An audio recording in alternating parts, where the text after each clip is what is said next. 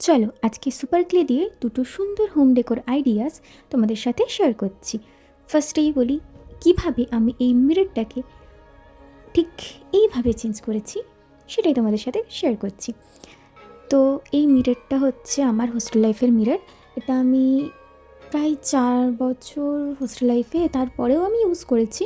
তো এই মিররটা হঠাৎ করে হাত থেকে পড়ে, মানে এর যে ফ্রেমটা আছে সেই ফ্রেমটা ভেঙে গেছে।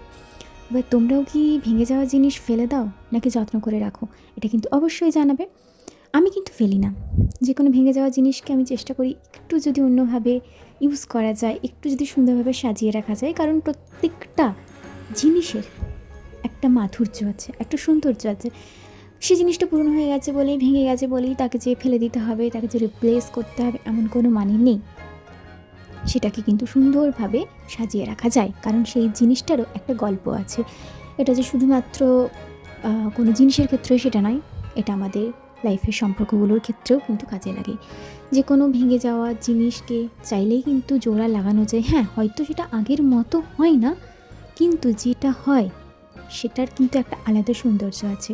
সেটা কিন্তু একটা গল্প বয়ে নিয়ে আসে যে তারও একটা অতীত ছিল, তার একটা সুন্দর অতীত ছিল।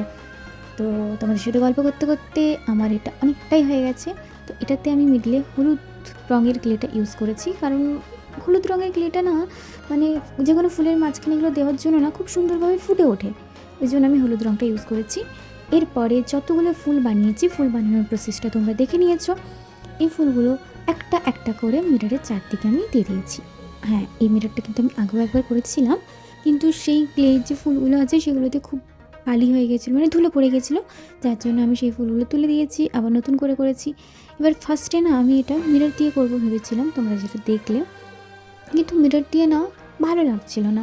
তারপর আমি বিডসগুলো দিয়ে ট্রাই করলাম, মনে হলো যেন বিডসগুলো দিয়ে বেশি ভালো লাগছে।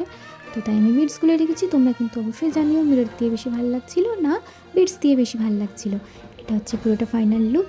তোমরা অবশ্যই জানাবে যে আর কিছু যদি করি তাহলে সেটাতে কি ভালো লাগতো বা কী করা যেতে পারে। আর মিরর ডেকোরেশনের যদি অন্য কোনো আইডিয়াস তোমাদের মাথায় আসে সেটাও কিন্তু শেয়ার করতে পারো। এবার তোমরাই বলো যে ভেঙে যাওয়া কোনো জিনিসকে যদি নতুনভাবে সাজিয়ে রাখো তাহলে কি সেটা সুন্দর হয়ে ওঠে না? তো নেক্সট আসি এই গোলাপগুলো করতে। এই গোলাপগুলো করতে আমি ইউজ করেছি সুপার ক্লে। তো আমি এখানে সুপার ক্লের মধ্যে যে হলুদ রঙটা আছে সেই হলুদ রঙটা ব্যবহার করেছি। হলুদ রঙের গোলাপ আমার পার্সোনালি খুব ভালো লাগে। সাদা রঙের গোলাপও ভালো লাগে, কিন্তু হলুদ রঙের গোলাপটা একটু বেশিই ভালো লাগে, তাই আমি হলুদ রঙটাই চুজ করেছি করার জন্য। তো এটা ফার্স্টে আমি ভালোভাবে ম্যাশ করে নিয়েছি হাতে দিয়ে, তারপরে করেছি। তোমাদেরকে বলা হয়নি, এই সুপার ক্লেটা আমি অনলাইন থেকে পারচেস করেছি, মিশো থেকে নিয়েছি। এবার মিশো থেকে বা কোনো অনলাইন থেকে নেওয়া এটা আমার ফার্স্ট সুপার ক্লে। আমি এর আগে অনলাইন থেকে কোনো সুপার ক্লে পারচেস করিনি। তো আমার একটু ভয় ছিল যে এটা কেমন আসবে কি না আসবে, হয়তো খুব হার্ড হয়ে যাবে কিংবা হয়তো খুব স্টিকি থাকবে, কিন্তু এরকম কিছুই হয়নি।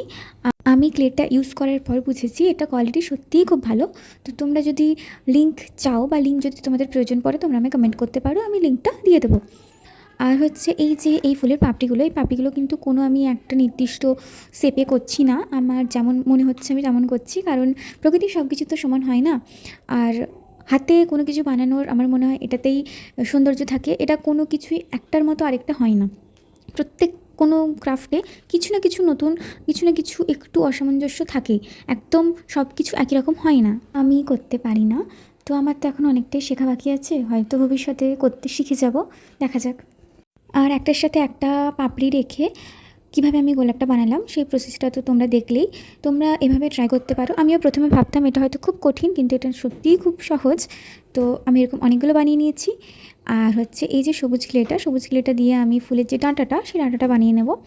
এবার এটার জন্য না আমি ভেতরে কাঠি ইউজ করেছি। তোমরা যদি যে তারগুলো আছে, যে ওয়্যারগুলো হয় সেগুলো ইউজ করতে চাও সেগুলো করতে পারো, কিন্তু আমি কাঠিটা ইউজ করেছি, আমার কাছে অ্যাভেলেবেল ছিল না।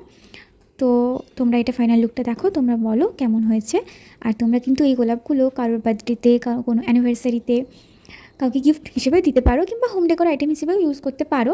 এই গোলাপগুলো বানানোর প্রসেসটা কিন্তু খুব ইজি। তোমরা কিন্তু অবশ্যই ট্রাই করবে, ট্রাই করলে দেখবে তোমরাও করতে পারবে।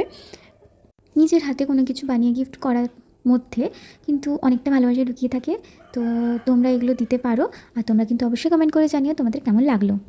যদি তোমাদের কাছে সুপার ক্লে নিয়ে আর কোনো ক্রাফটিং আইডিয়াস থাকে সেটা অবশ্যই আমাকে শেয়ার করো।